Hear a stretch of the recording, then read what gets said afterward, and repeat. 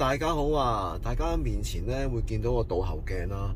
咁其實呢個倒後鏡咧，其實係個車 cam 嚟嘅。咁當你咧 off 咗之後咧，其實咧係個倒後鏡啦。咁你撳咗之後咧，其實個車 cam 而家顯示緊前邊拍緊啲咩嘢嘅。咁點解我今日講呢啲嘢咧？其實咧好早以前咧，我實戰3嗰陣時都講過嘅。其實就係嗰啲倒後鏡車 cam 式嘅咧，其實咧離唔開都係大概咁嘅模式㗎啦。咁但係今日咧想講多少少嗰啲運作啦，因為點解咧？因為有啲朋友咧佢買咗呢個車 cam 之後咧，就問我：喂，呢個車 cam 其實係點樣操作啊？咁樣咁其實咧呢啲車 cam 咧其實好簡單嘅啫。咁你見到而家咧咁多綠色框嗰啲咩意思咧？其實咧本身個車 cam 咧佢提供咗啲功能咧係俾大家會方便用嘅。嗱，包括咗咩咧？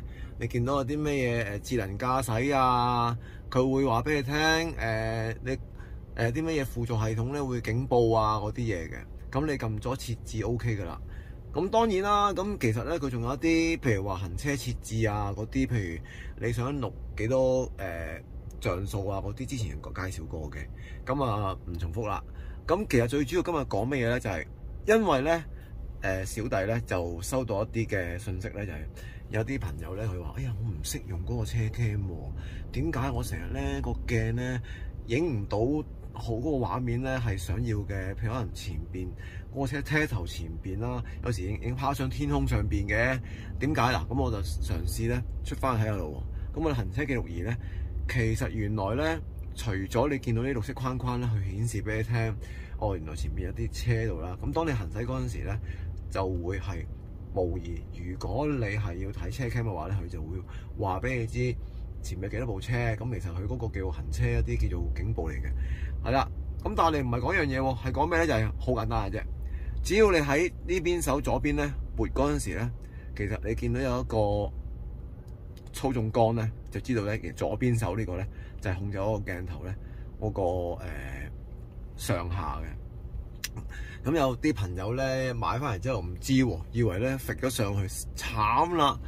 成日拍天空嘅，原來唔係，原來係咁樣 turn 嘅，係啦。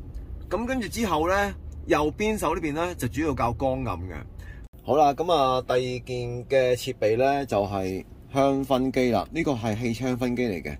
咁點解咁講咧？呢個汽車香薰機簡單啦。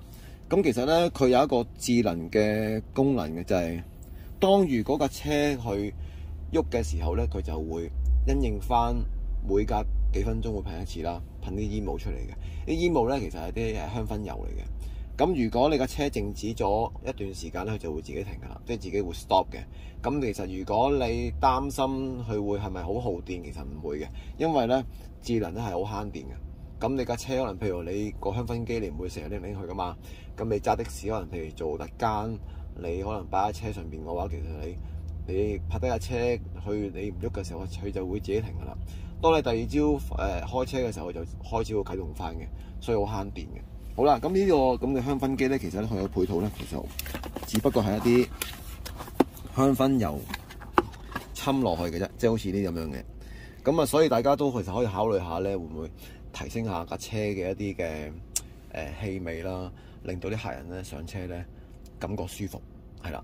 咁啊，講到呢度咧，咁啊，希望大家作為一個的士嘅新手咧，或者係一啲有經驗嘅師傅咧，其實你都可能會提升下自己一啲嘅 service 啦。可能譬如架車咧，可以有一啲咁嘅空氣咧，令到個客人坐得舒服嘅。